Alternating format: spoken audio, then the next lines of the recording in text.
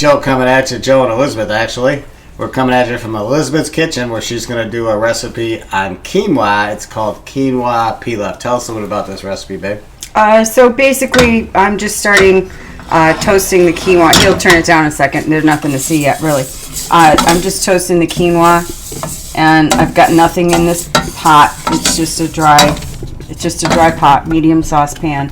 Just a small stock pot, actually, but same idea. And I'm just going to let this toast. It takes, see, I can even touch it. It's not hot enough yet. It takes between 5 and 8 minutes, maybe a little longer. It's going to start to pop like popcorn. You'll hear it, but you'll also smell it. And it's just starting to become fragrant now. So, we'll know when it's getting closer. We'll turn it back on so you can hear it pop. So as she's doing that, I just want to mention quinoa. Why do we want to do a video on this? Because this is really gaining a lot in popularity in the United States and westernized countries. A lot of the westernized countries now are really starting to get into it. It came in from basically South America where they used to cultivate it.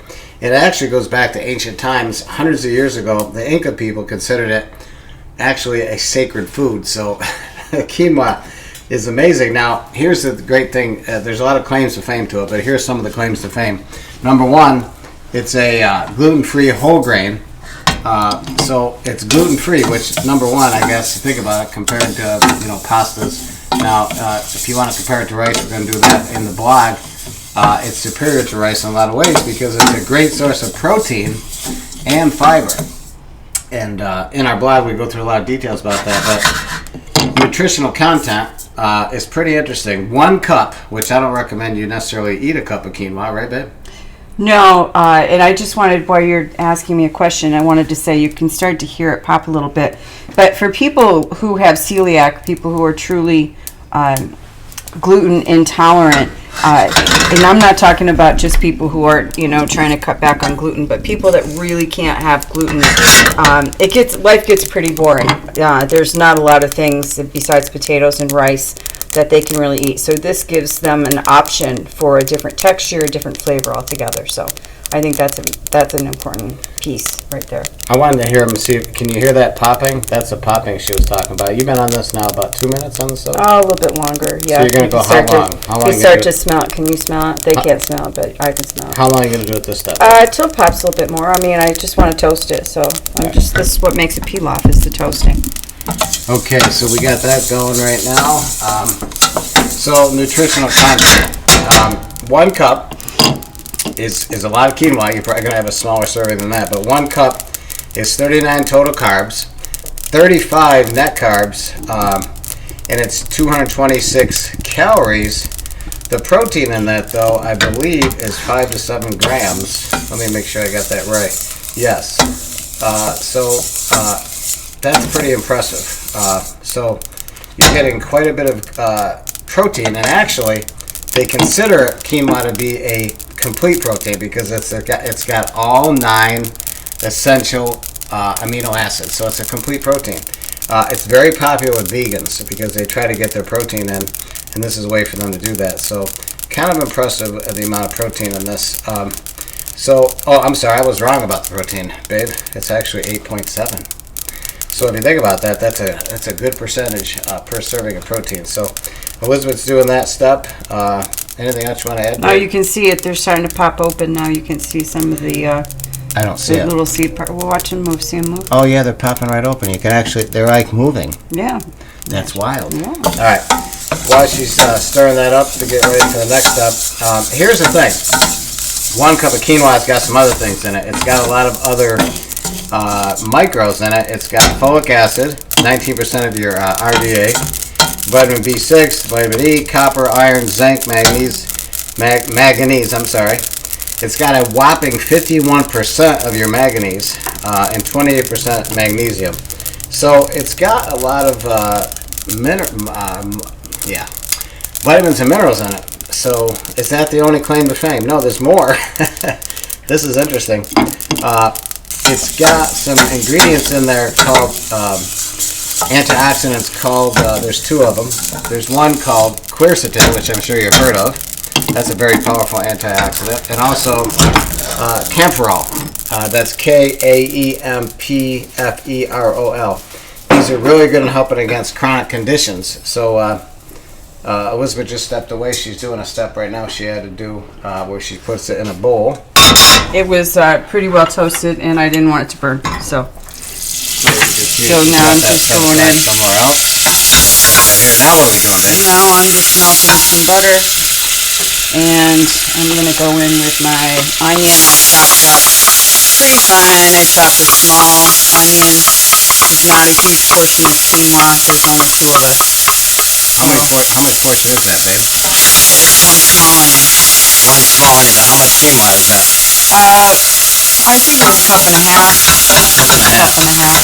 That'd be 3/4 of a cup. That'd be plenty for us, that's for sure. Well, it's probably going to make close to 3 cups when it's cooked. So how many servings would that be? I don't know. I don't think we would do more than a half a cup. So I'm just going to let this become translucent, fragrant, and then translucent. And when it gets hot, I'm just going to go in with my water and back in with my quinoa. So I've got a cup and a half of quinoa. I've got 1 3/4 cup of water. And then I've got 3/4 of a teaspoon of salt that's going to go in, and eventually 1 tablespoon of lemon. Now, the recipe also notes that this is a very flavorful dish with fresh herbs. So fresh herbs of your choice. I'm a big fan of cilantro. Cilantro is very polarizing, so make sure everybody in your house likes it before you go ahead and go forward with that. But you could use mint, you could use fresh oregano. Basil's going to get really brown. I don't recommend that one, but Italian parsley would be good. Whatever you find in your store, whatever's fresh or whatever came in recently fresh would be a good choice here. So I'm going to be cooking this quinoa for a little while, so I'm not going to go too far with this onion. I just wanted to brown it. And now I'm going to go back with my water. You should probably move that out of the way so it doesn't get wet. So I put a cup and 3/4 of water. I'm going back in with my cup and a half of quinoa. And again, this was toasted. I'm going to have to scrape some of this out. Just give me a second. How long do you go with this, babe? Well, it's going to go a total of about 20 minutes, and we're going to stir it part way through. But first, I got to bring it back to a boil. See, these got pretty toasted. That's why I walked away, because I didn't want it to go any further. They go fast. Once this starts going, it goes pretty fast. Well, you could burn them, right? Technically. Well, yeah, they were head in that direction. Well, why do you have to toast them? Can you not toast them? It's not pilaf if you don't toast them. Ah, I get it. See, I'm learning something here. So, what are you going to add now? Salt. Salt? Yeah. Going in? What's going in next? That's it. That's it? That's it. Now it's got to come to a boil. All right. So, I'm just going to keep talking real quick while she's doing that about quinoa. We talked about the antioxidants. That's going to help reduce oxidative stress, which can help with inflammation.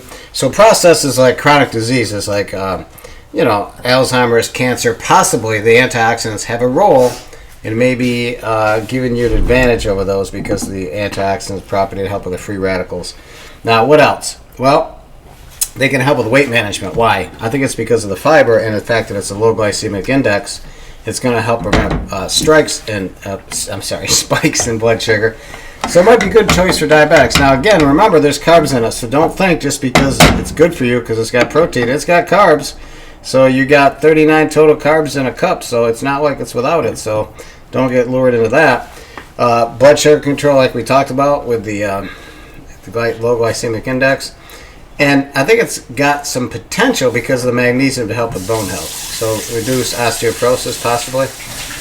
Might have some advantages there. So quinoa, good for you. Absolutely. Health benefits, many.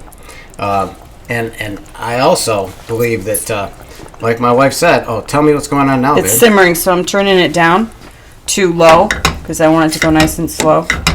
I'm going to turn it down to low now that I brought it back to a simmer. And I'm going to cover it. Could you hand me that lid? How long do you let it simmer for, babe? Well, it's going to take a total of about 20 minutes, so I'm going to come back and check on it and stir it in about 10. We're not going to hold you for the 20 minutes. We might do something where we come back to you and show you the final product. But so what are some different ways to prepare it? Now, Elizabeth's doing a pilaf, which is going to be like a side dish when we have a protein or a veg. But a lot of people use it a lot of different ways. Quinoa can be used on salads. It's a great addition to a salad to give it a little bit of texture and nutty flavor. A lot of people love that. Breakfast bowls. Now, believe it or not, that can be a base for a breakfast. And you could take fresh fruit, yogurt, drizzle honey if you want to get a little bit of sweet. Delicious breakfast. Good choice for breakfast. Again, watch out what you're adding to it. Stir fry. So in place of the rice in a stir fry, you can try mixing cooked quinoa in with that with your protein and veg and make a nice stir fry for a quick and healthy meal. So gotta tell you, there's a lot of cool advantages here with quinoa, and there's a lot of good choices. So, Elizabeth, what else do you want to mention? It's hot. That's it. That's it for now. So now we're gonna let this go, and we're gonna come back in 20 minutes so you can see the final. So we're back, babe. How long has it been since it's been simmering? Well, we cooked it for about 10 minutes, simmering very low. I uncovered the pot, stirred it, put the lid back on, left it about another 10 minutes. And then shut the heat off altogether, and I've just come back, lifted the lid, and you can see the water has all been absorbed, and I'm just fluffing it right now so it doesn't just stay like brick. It's ready to serve right now. These grains, go ahead. These grains will continue to. Oh, that's for the Bruto. These grains will continue to open up the longer it sits here. So I just want to. You went in there once. That's a double dip. Oh, you're right. So yeah, so this is it. That's as hard as it is, and you have quinoa pilaf. At this point, if you wanted to stir in some baby spinach, that would be a great addition. Any kind of fresh herbs that you like, mint, oregano, chives, whatever you like, whatever you have would be a great addition to it. But for me right now, I'm going to leave this alone because I'm probably going to incorporate it into something else like a salad, and I don't want the extra stuff in there. Question for you. That was just 1.5 cups of quinoa before we started. Look how much of that. There's a lot of servings. It's pretty close to 3 cups. Well, it absorbed a cup and 3/4 of water. So you start with 1.5 cups of quinoa plus 1 3/4 cups. You got a little over 3 cups total. So we're going to use this now. What are we going to use this on? We're not going to use this just as a side dish, are we? No, don't have to. You can put it in salad. You can stir it into eggs. There's all kinds of stuff you can do with it. Oh, it is delish. So anyway, hope that helps. For more information, always come to our YouTube channel, which it's RX Healthy Habits, and also our website, rxhealthyhabits.com, where we have a blog on this whole topic with some good information to follow up what we just covered. So, hey, glad to have you on a health journey with us, and we hope you add quinoa to your healthy choices because it's a phenomenally tasty and good for your food. So until next video podcast, Joe and Elizabeth coming at you from Elizabeth's Kitchen. Ciao.